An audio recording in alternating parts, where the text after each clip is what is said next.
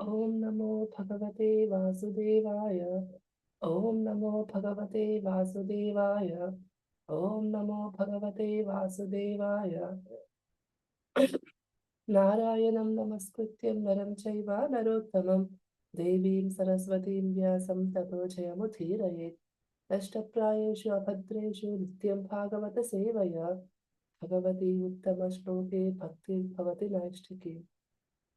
Hare Krishna, dear devotees. Today we are reading Srimad Bhagavatam, Canto 6, Chapter 10, The Battle Between the Demigods and Vritrasura, text 23 to 33. Text 23. Armed with lances, tridents, axes, swords, and other weapons like Satagnis and Poshandis, the demons attacked from different directions and scattered all the chiefs of the demigod armies. Text 24. As the stars in the sky cannot be seen when covered by dense clouds, the demigods, being completely covered by networks of arrows falling upon them one after another, could not be seen. Text 25. The showers of various weapons and arrows released to kill the soldiers of the demigods did not reach them because the demigods acting quickly cut the weapons into thousands of pieces in the sky. Text 26. As their weapons and mantras decreased, the demons began showering mountain peaks, trees, and stones upon the demigod soldiers. But the demigods were so powerful and expert that they nullified all these weapons by breaking them into pieces in the sky as before. Text 27. When the soldiers of the demons, commanded by Vritrasura, saw this, the soldiers of the king Indra were quite well, having not been injured at all by their volleys of weapons, not even by the trees, stones, and mountain peaks. The demons were very much afraid. Text 28. When insignificant persons use rough words to cast false, angry accusations against saintly persons, their fruitless words do not disturb the great personalities. Similarly, all the efforts of the demons against the demigods, who were favorably situated under the protection of Krishna, were futile. Text 29. The Asuras, who are never devotees of Lord Krishna, the Supreme Personality of Godhead, lost their pride in fighting when they found all their endeavors futile.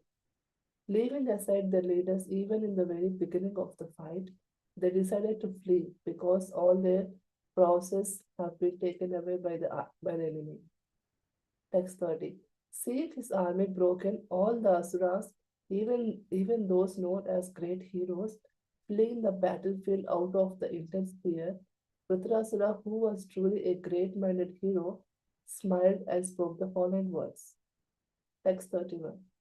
According to his position and the time and circumstances, Vritrasura, the hero among heroes, spoke words that were very much be appreciated by thoughtful men. He called to the heroes of the demons, O Viprachitti, O Namusi, O Puloma, O Maya,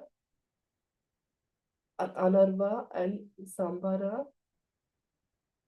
Please hear me and do not flee. Text 32.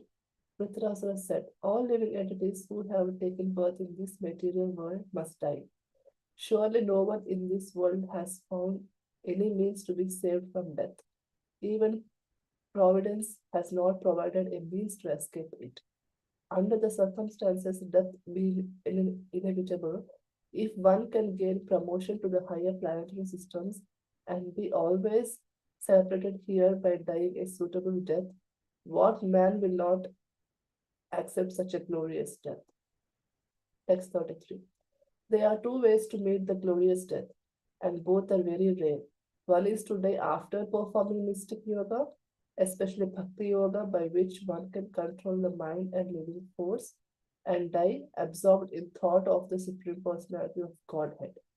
The second is to die on the battlefield, leading the army and never showing one's back.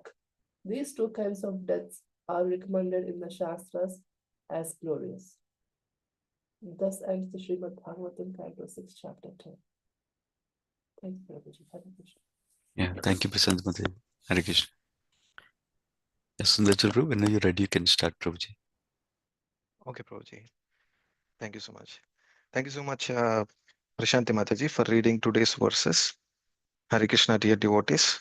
So today is 3rd of January 2025. So we are discussing Srimad Bhagavatam, 6th canto, 10th chapter, the battle between the demigods and Vritrasura. So I'll just cover from today, continuing from yesterday's session given by His Grace Krishna Venadas Prabhuji. So Prabhuji covered till 22nd verse. So I'm going to start covering from 23rd till the end of the chapter. So we'll start with brief prayers. Om Ajnanatimirandhasya Jnananjana Shalakaya Chakshurunmilitam Yena Tasmai Shri Gurave Namaha. श्रीचैतन्यमनोभीष्टं स्थापितं येन भूतले स्वयं रूपकथा मह्यं ददाति सुपदपदान्तिकं वन्देऽहं श्रीगुरो श्रीयुतापदकमलं श्रीगुरुं वैष्णवांश्च श्रीरूपं साग्रजातं सहगण रघुनाथान्वितं संसजीवं साद्वैतं सावधूतं परिजनसहितं कृष्णचैतन्यदेवं श्रीराधा कृष्णपादान् सहगण ललिता श्रीविशाखान्वितांश्च हे कृष्ण करुणा सिंधु दीनबंधो जगत्पते गोपेश गोपिका कांत राधा कांत नमस्तुते तप्त कांचन गौरांगी राधे वृंदावनेश्वरि वृषभानुसुते देवी प्रणमामि हरिप्रिये वंशकल्पतरुभ्यश्च कृपा सिन्धुभ्यो च पतितानां पावनेभ्यो वैष्णवेभ्यो नमो नमः नमो विष्णुपादाय कृष्णप्रेष्ठाय भूतले श्रीमते भक्तिवेदांत स्वामिनीति नामिने नमस्ते सरस्वती देवे गौरवाणी प्रचारिणे निर्विशेष शून्यवादि पाश्चात्य देशतारिणे जय श्री कृष्ण चैतन्य प्रभु नित्यानंद श्री अद्वैत गदाधर श्रीवासादि गौर भक्त वृंदा हरे Krishna Krishna Krishna Hare Hare Hare Ram Ram Ram Hare Hare. So Vrutrasur, Hare Krishna, Prabhuji. yes Prabhuji.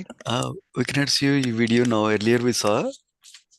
Okay, Oh, now we can see. Thank you, Prabhu. there is some problem with the webcam, Prabhuji. Sorry Oh, no if problem. it keeps disconnecting. Oh, Probably I'll then just use directly the laptop. One moment, Prabhuji. it's okay. Yeah, that's fine. Whatever works then.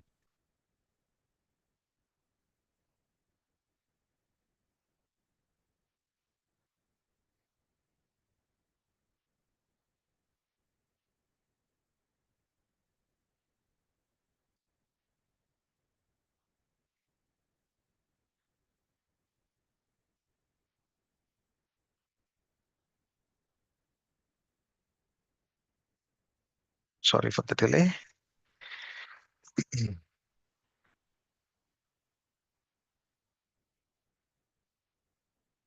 Okay.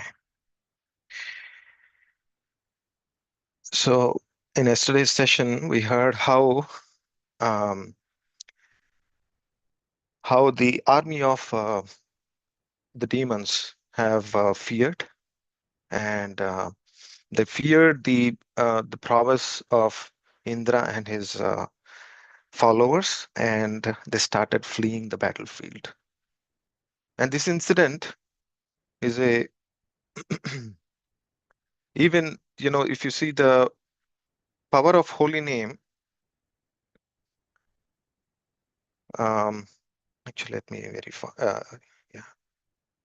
Hundreds and thousands of demons, demigods, yakshas, rakshasas, headed by Sumali, Mali, resisted the armies of King Indra, which even the death personified cannot easily overcome. Among the demons were Namuchi, Shambhara, Anarva, Dvimurtha, Rushabha, Asura, Haigriva, Shankashira, Viprachitti, Ayomukha, Puloma, Vrushaparva, Praheti, Heti, Utkala, roaring tumultuously and fearlessly like lions. These invisible demons, all dressed in golden ornaments, gave pain to the demigods with weapons like clubs, baldrigans, arrows, barbed darts, mallets, and lances. I apologize. So this is what was covered on yesterday's session, the concluding verse. So army of Indra uh, is not just army of Indra. both the armies actually, they both fear the death personified, because even death personified cannot be easily overcome by any of the parties. So because the thunderbolt is carrying the power of the holy name, therefore Indra's army was feared even by death personified. That was the description. However, without the presence of thunderbolt, both the armies are supposed to fear the death personified. But because of the presence of holy name personified thunderbolt, uh, Indra's army was feared even by the death personified, because even death personified cannot overcome the fear of the Supreme Lord, but through his direct presence of a holy name. So it is a indirect glorification of a holy name in the previous verse. So from today's verse, it is described how the war went on. It's they armed with the lances, tridents, axes, swords, and their weapons like Shatagnis and Bhushandis. The demons attacked from different directions and scattered all the chiefs of the demigod armies. So the armies were tried to be divided so that they can be easily battled with. Usually, this is one of the tactic of military in order to divide the large army, and so that they could easily conquer each one of them individually. So next verse says, as the stars in the sky cannot be seen when covered by the dense clouds, the demigods, being completely covered by networks of arrows falling upon them, one after another, could not be seen. As it is described, punkhanu punkha, patita jyotsnamiva nabha ghanihi. Just like just like the stars in the sky are covered by the dense clouds, here the stars being represented as the warriors, representing Indra, the demigods, Indrasena, they were resembling as if they were covered by, as if the stars were covered by dense clouds. And what was covering them is the huge collection of arrows, uh, which were released by the army of demons. And adrushyata, and when that when they were covered by those dense arrows which are flying and reaching them in order to pierce through their bodies, the whole scene was looking as if adrushya, they were unseen. I mean, they were completely covered by the arrows. Sanchannaha, they were completely covered. So Sarajalaihi, by network of arrows. And then what happened? Nati Shastra Astra Vastra Ughaha. There were showers of arrows and other weapons. And they reached Shurachainikaha, the armies of demigods. And what happened? Demigods, Chinnaha Siddhapate Devai Laghu Hastaihi Sahasradha.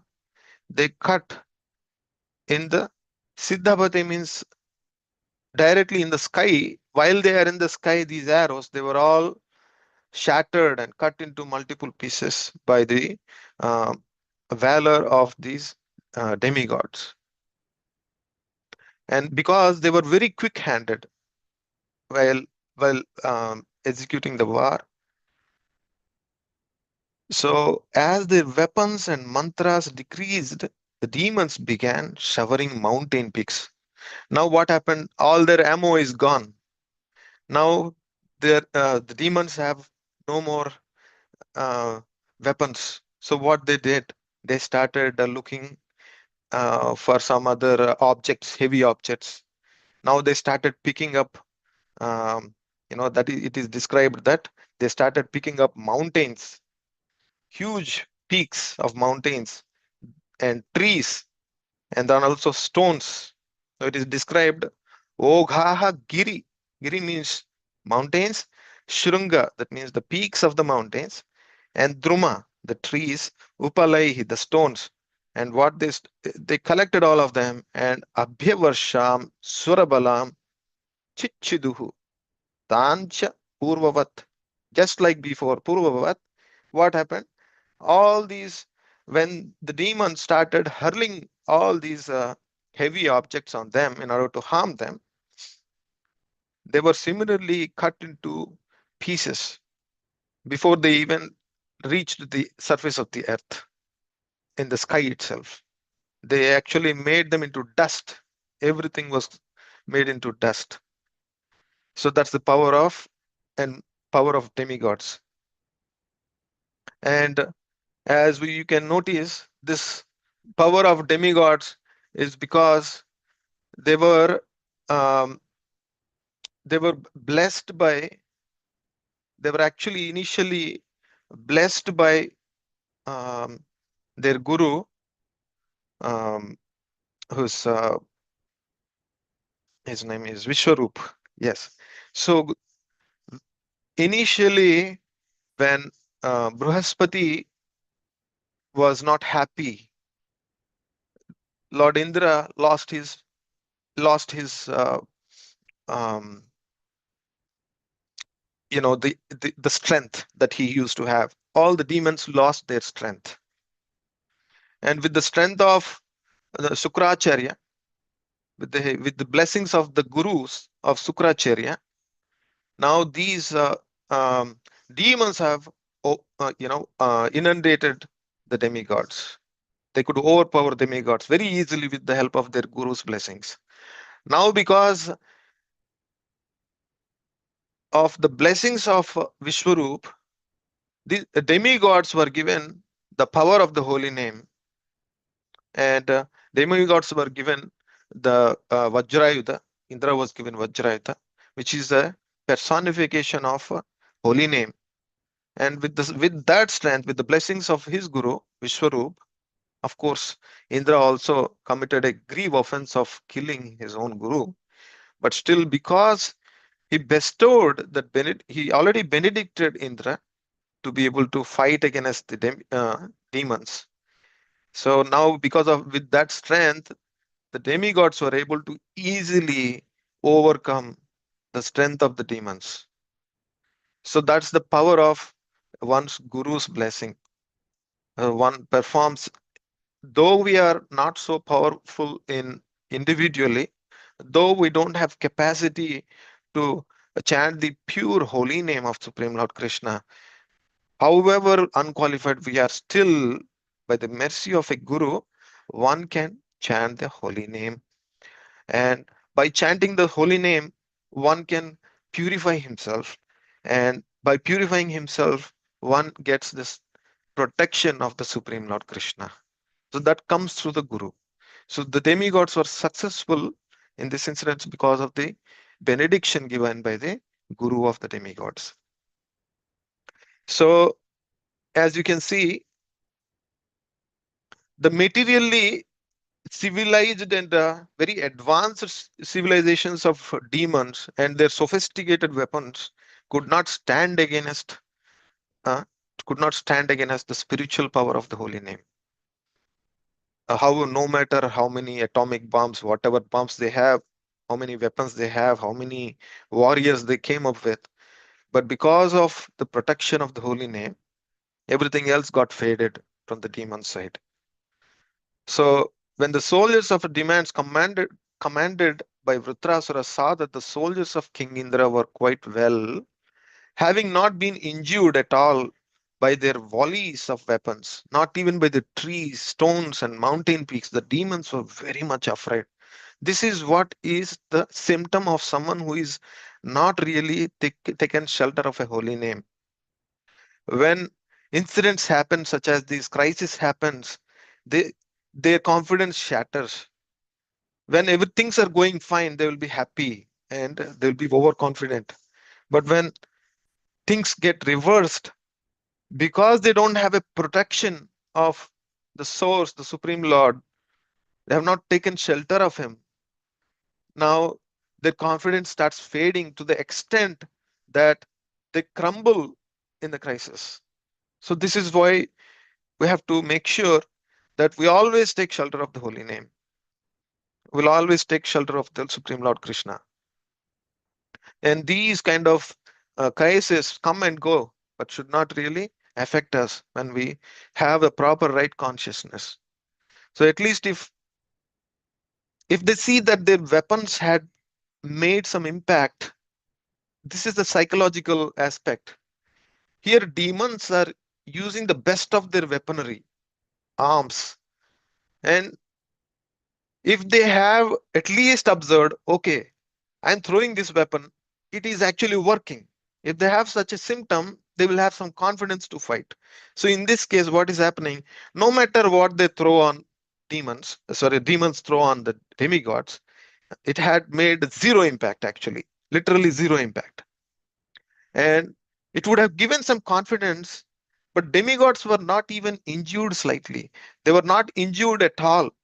That was perfect, and they were looking perfectly healthy even after putting so much of effort by demons. So demons lost confidence and became very much afraid. So previously, if you remember in 7th chapter, mm, demigods offended Brihaspati. Demigods were gravely injured in the battle against the very same demons who were, there is nothing big difference from now to then, right? And because of the offense committed against Brihaspati, right? Offense committed against Brihaspati has made them demigods weaker. And the shelter of holy name is withdrawn. Now they have power of Dadichi Muni coming through Vishwarup. Of course, the Vishwarup, they have offended again, but still Dadichi shelter them again, right? And power of the holy name, and this time they're not injured at all. It is like a big insult for the demons. And when insignificant persons use rough words to cast false angry accusations against saintly persons, their fruitless words do not disturb the great personalities. Similarly, all the efforts of the demons against the demigods who were favorably situated under the protection of Krishna were futile. What happened here? Prabhupada says some interesting Bengali saying where um, a vulture goes and tries to mm, a vulture curses a cow. And this saying is from Bengal.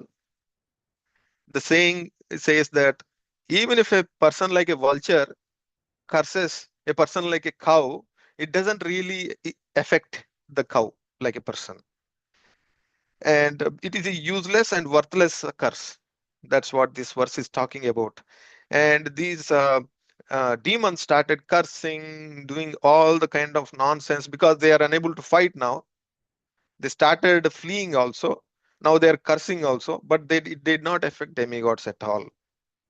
So when somebody is protected by Krishna, even if we put great effort against them, one cannot injure them even slightly. One cannot. That's what is happening.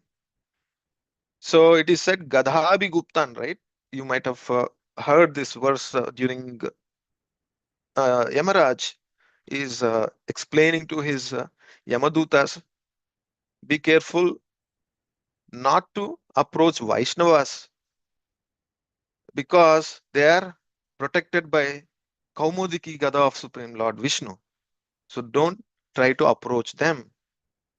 So that's the warning that Lord Vishnu gives to, the warning that Yamaraj gives to Yamadutas. So here, because demigods are being protected, but that's why it is compared so. That's what is happening. Demons were putting so much effort, but demigods are not even slightly injured. And somebody not protected by the Lord, contrarily, if somebody is not protected by the Lord, that person can be defeated even by small effort. So what happens if you note, if you have happened to hear this pastime, uh, Saubari Muni, uh, he was actually doing a tapasya inside the water so that he's not uh, disturbed by the external happenings, whatever is going on in the world. So in order to control his senses, not to be affected by the sense objects, what happened? Saubari Muni took shelter of water. He went deep inside water, and in that water he started doing tapasya. So what happened? This Saubari Muni has offended Garuda at one point. And because of that offense to the Vaishnava, like exalted Vaishnava like Garuda, just Saubari Muni being inside the water saw two female fish mating each other, and he fell down from his path of performing tapasya. And if you consider this scenario, right, even if you cannot even distinguish between a male and a female fish, but that actually ignited greatest fire of lust in Saubari Muni, who has offended Garuda, because protection of Krishna was not there, it was withdrawn when somebody offended a Vaishnava and he committed offense to Garuda. That's the important lesson to learn. So similarly here, because the protection was withdrawn was not there even for the demons. Thus, this is the situation for the demons. When somebody is protected by Krishna, even with a great effort, we cannot see him fall down, right? And if you can see next verse, text 29, the Asuras were who were never devotees of Lord Krishna, the Supreme Personality of Godhead, lost their pride in fighting when they found all their endeavors futile. Leaving aside their leader, even in the very beginning of the fight, they decided to flee because all their prowess had been taken away by the enemy. So this is like, if you see, faith in one's own ability versus faith in Krishna. When a person is very much fruitively motivated, that means, uh, you know, very much fruitively motivated, he's having some fruitive aspirations. When a person is mainly having faith in one's own ability, then when he meets with a failure, then he loses all his motivation to continue his duty. He loses the motivation to continue his duty. So one will lose interest in continuing the fight. He'll he will give up the fight. That's what happened in the case of demons. They were mainly having faith in their ability. As soon as they saw that they were not able to do anything against demigods, they started fleeing.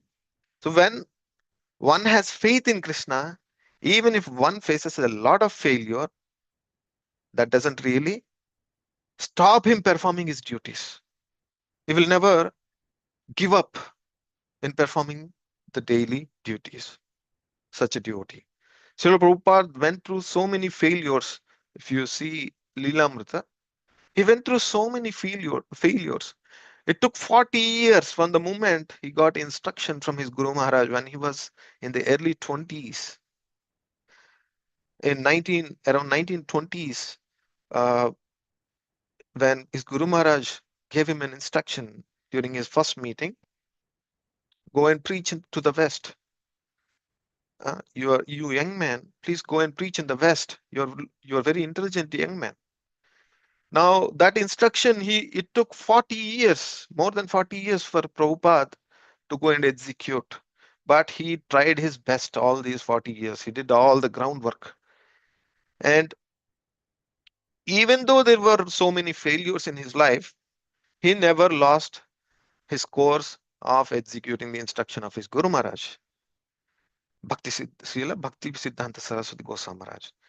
So so Srila Prabhupada's life itself is a great testimony that anybody who taken shelter of Krishna, they will never be impeded by the failures in their life.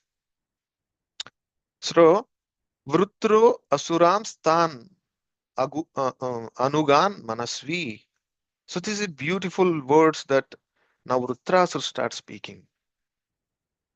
What he is saying is, seeing his army broken and all the Asuras, even those known as great heroes fleeing the battlefield out of intense fear, Vrutrasura was truly a great-minded hero. Here, Vrtrasura is being described as great-minded hero, and he smiled and spoke the following words.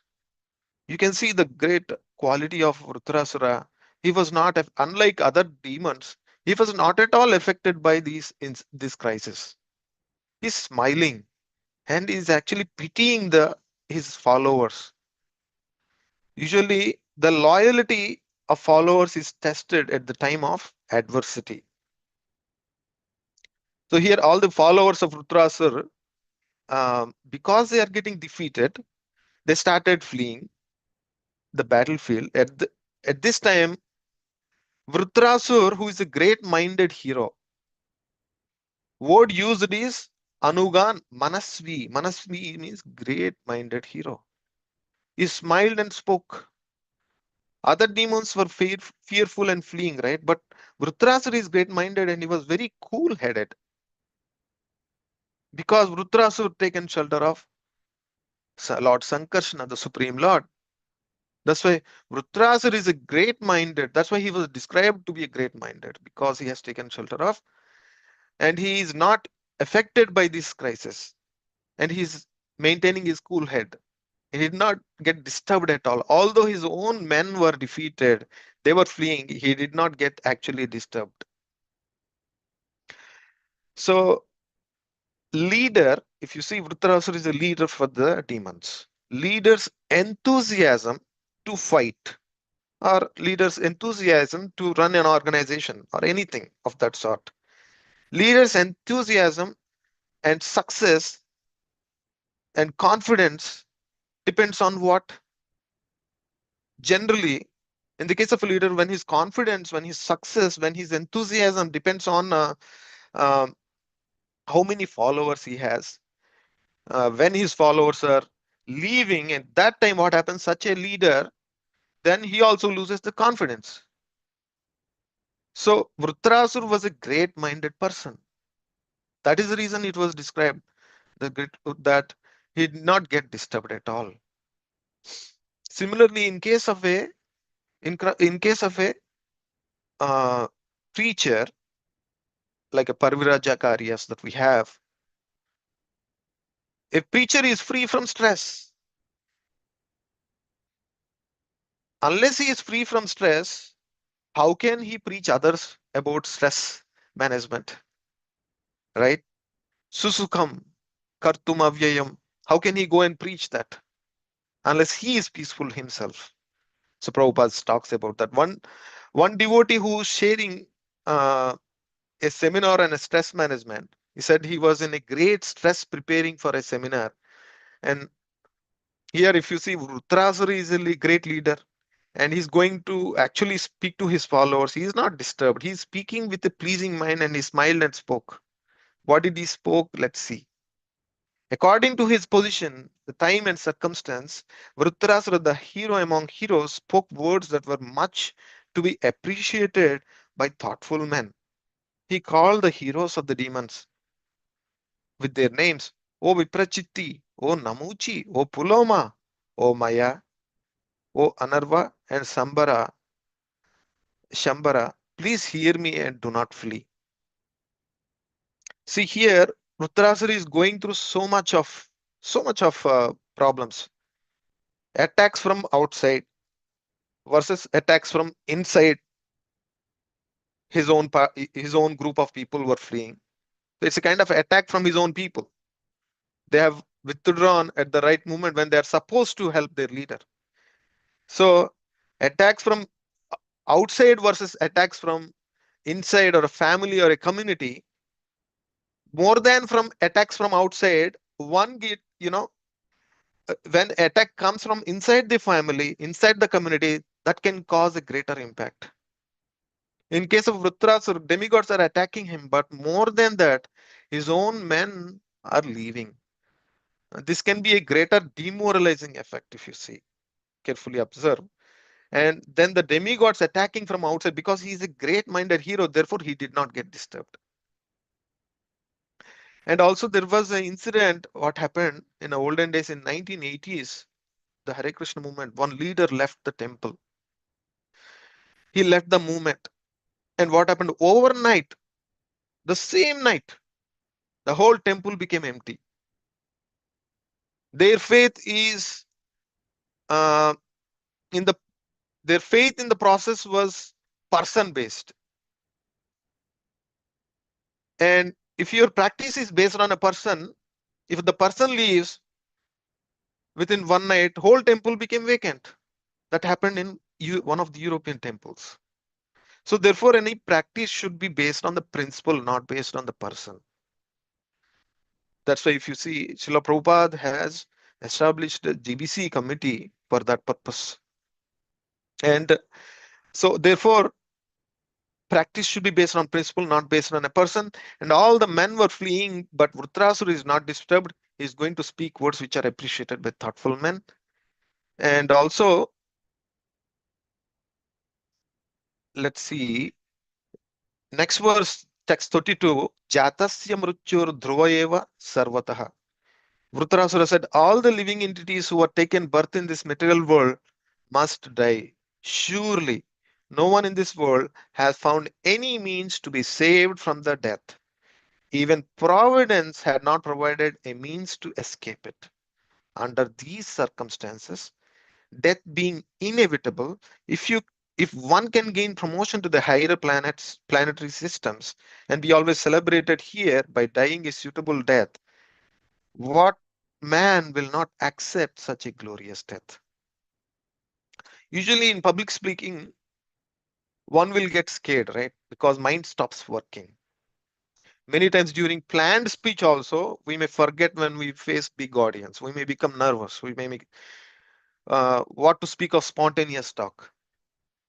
So even if spontaneous talk, you know, come to speak, you can see all that audience are trying to leave also. Sometimes when we speak, we cannot speak effectively.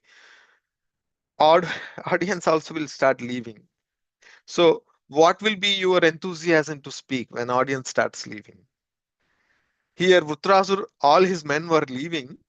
At that time, he spoke words which are really appreciated by thoughtful men. This really shows the inner conviction and character of Vritrasur. He is unshaken. That's why he's great-minded hero. So here, Vritrasur was mentioning, for those who are taken birth, death for which there is no remedy for death in this world. Jatasya dhruvam mrutyur dhruvam janma mrutasya cha. Tasmad apariharyarthe natum sochitum arhasi. Krishna says in second chapter to Arjuna, if the death is imminent, it is as sure as the birth. So that's what the Krishna says to Arjuna. This verse is similar to that verse. If one were to attain swarga and fame, who would not accept such a death? Krishna Trasura is questioning. He's trying to inspire them. Actually, he's not like trying to fault find. He's just trying to inspire them. If you leave body in the battlefield, you will get fame. You will also attain swarga. Why are you afraid of death? Why are you fleeing the battlefield? Like that, he inspires. So in the last verse, he's telling that there are two approved ways to die.